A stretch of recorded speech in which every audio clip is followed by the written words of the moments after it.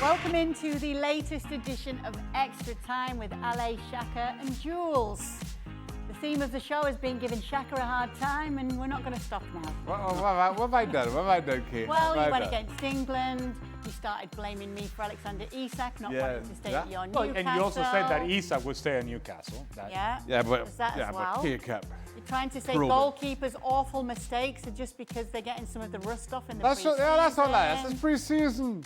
Nobody's focusing on everybody else's mistakes. That's what, working through. Well, let's see what you have to say That's what here. pre-season is for. That's what pre-season is for. Andrea says, for Shaka, Oh, boy, what stage of grief are you in right now about Isak possibly going to Liverpool? Denial, anger, bargaining, depression, or acceptance? Oh boy, now let me see. That's a lot. I'm not quite got to acceptance yet. What's the Shaka power ranking on this? I'm I'm still bargaining. I'm still bargaining. With whom?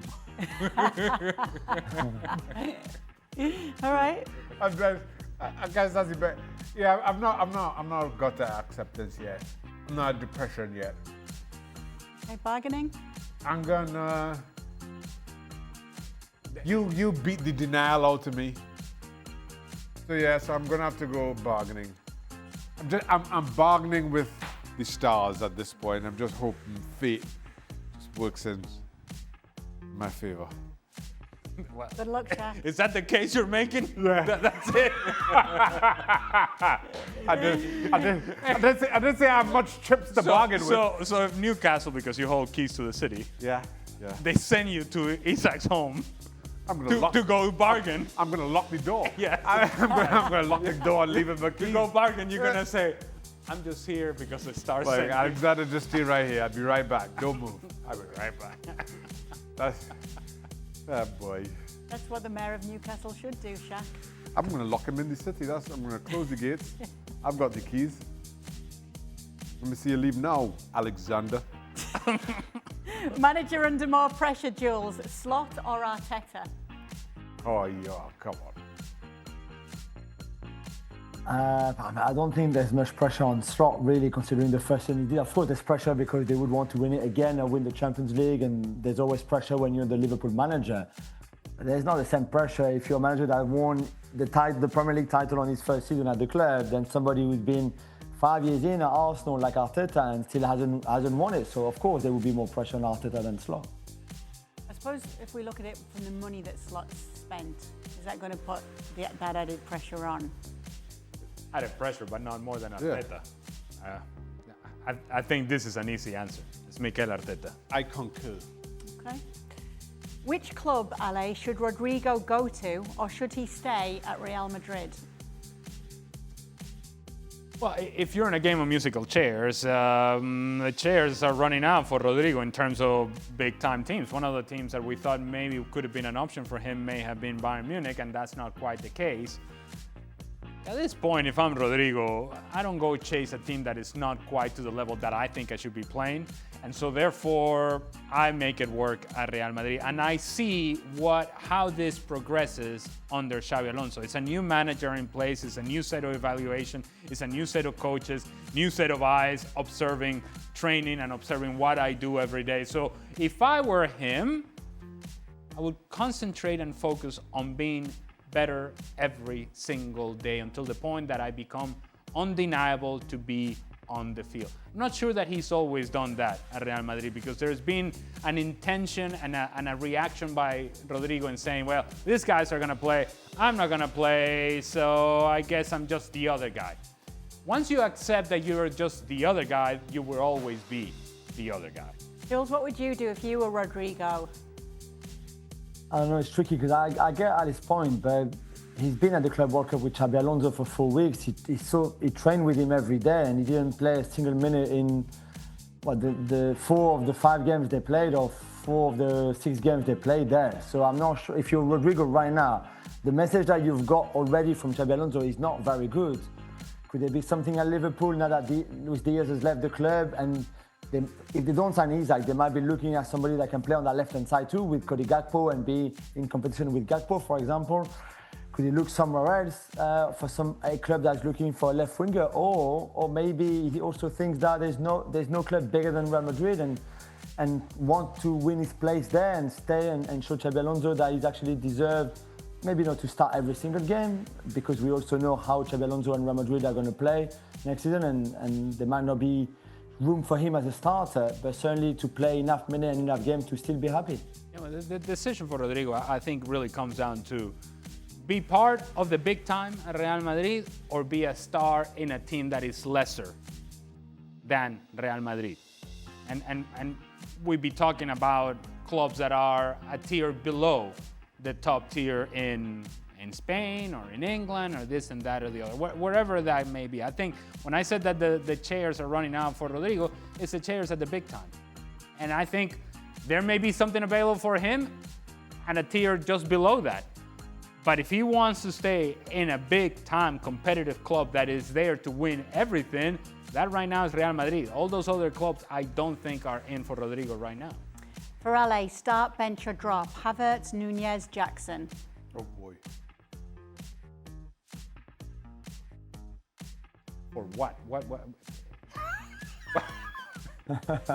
am I trying to do with this, guys? What is their role in my team? Oh, man. I imagine as a striker, would this be it as a striker, I'm guessing? Yep. We're going to go. It's not easy. It's okay, we're going to make the others answer too. LA, you're not alone. Huh? You're not alone. The others have to answer too. Okay, I'm going to... Oh, boy. I'm starting Havertz. Really? Okay, good job. Yeah, me too. Okay, great. Thanks for letting me know. I don't think Kai Havertz is a striker, so I'm not starting him. And while I know that there are people in this panel, some that are not exactly sitting on this table, are big fans of how much Kai Havertz presses the ball, that's not exactly what I want from my strikers. That's part of the job, but not entirely what I want. So I'm going to say Jackson starts. I'm going to say Darwin Nunez, bench, and I drop Kai Havertz as a striker. He has a place in my team, but not as a striker. Ooh. Nope, I start Havertz, I bench Nunez, I'm dropping Jackson. Cool. Jules? Yeah, so much Shaka. 1-1. No, that's all right. It's fine. I know my truth. All I'm saying is that Jackson, as a striker, he causes chaos. He runs in behind. He causes chaos for the team he's playing Yeah, for. he causes chaos. we just need to rein that back. The same thing with Darwin Nunez. Causes chaos as a striker. And Jackson gets himself in really good positions. Whether he finishes the chances or not, it's a different conversation. But he gets himself in really good positions. Kai Havertz is not a striker, doesn't play as a striker, and doesn't have the mentality or the mindset of a striker. So if that's what I'm picking, that's what I'm going. All right. Next in is bronze is the new gold. Lucy Bronze went to UNC as the handle. Lucy Bronze said she played through a fractured tibia at Euro 2025. What's the worst injury you've played through? Wait a minute. How do you play with a broken leg? I guess that's the point. Yes. Didn't Steven Gerrard once do it as well? I don't know. I don't know, man. I broke my finger in the warm-up in the game and played all 90 minutes. She said after the game that she'd been playing the tournament with a fractured tibia. I don't know if I was last in the tournament. I don't know. But what's the worst anyway that you guys played Broke my finger. through? I actually remember. I remember because it was my 35th birthday.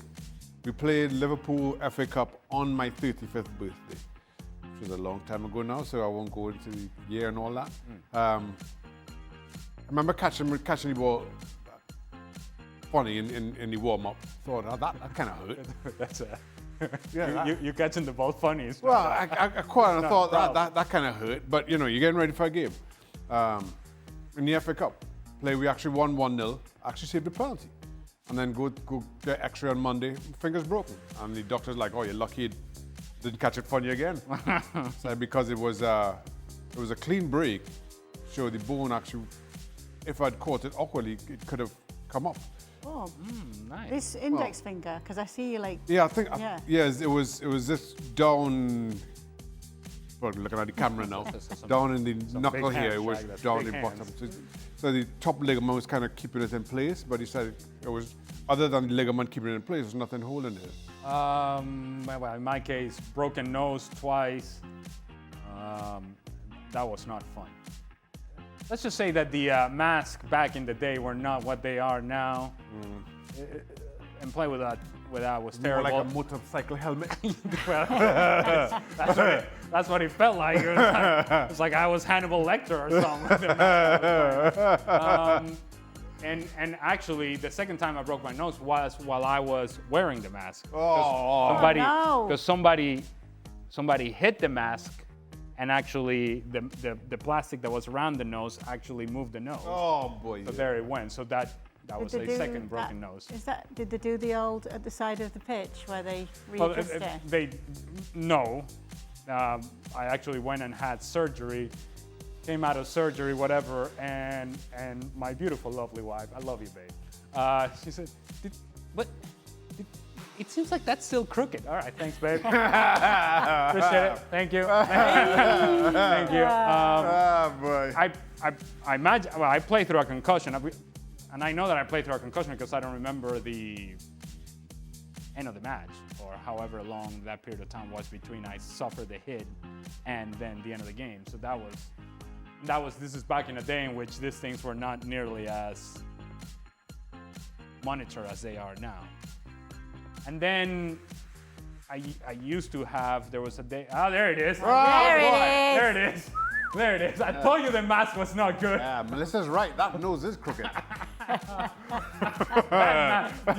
You know why they have that white strip on top of it? That was to keep it from moving, because the mask was so loose. And yeah, that didn't quite work. It was nonsense.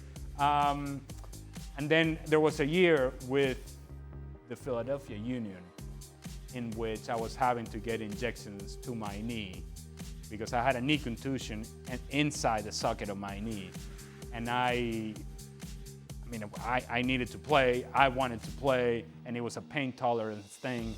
But what I didn't appreciate back then is that while I was trying to play, and this is what we do as players, you make yourself available, I was doing myself no favors, nor the team any favors whatsoever, because I was very diminished in the way that I was playing the game. Jules, have you ever written an article through an injury? No, not really, but to what Ali just said, it's the case of how many games really, as a professional players, the boys have played, maybe not so much goalkeepers, but outfield players, really 100%. You always play, or you always seem to play with something not right, but you go through, and I think there's a lot of cases where, like Ali just said, actually you wanted to play, you were asked to play sometimes, you were forced to play sometimes, or certainly you were felt like you had to play when you were not fit enough, nowhere near, and still yet you play. There's people I know, former French international, who played and destroyed their knee even more because they were asked to play. Can you just play that one more game? And that one, we just give you an injection, like Ali just said, and it's just not good for anyone, really. No. Why did Jules exclude goalkeepers there? I feel a little bit slighted.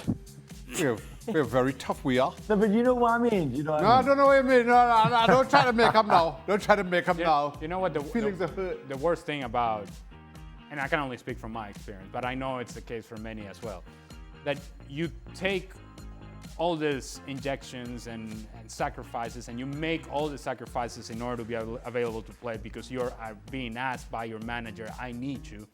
And obviously you want to make sure that as a player it's your responsibility to be there for the team, and you do everything to play. But at the end of the season, knowing full well what the sacrifices have been, that none of that is taken into consideration. And then when it comes to making decisions in terms of personnel, they go back to the stats, and they go back to that game, and they go back to that game, and you kind of go, wait a minute, I spent 2.5 months, 3 months playing with a knee that I could barely move, that I was in pain, that was inflamed, that we knew that it was point of discussion. You asked me to play, I played, but at the end of the season, none of that matters. When it's time to make a decision in terms of personnel, if the numbers don't fit, they don't care whether your knee blew up or not. All right, thank you guys for sharing your stories. Thanks for sending in your questions. Final time, it's coming home. There it is. There it is.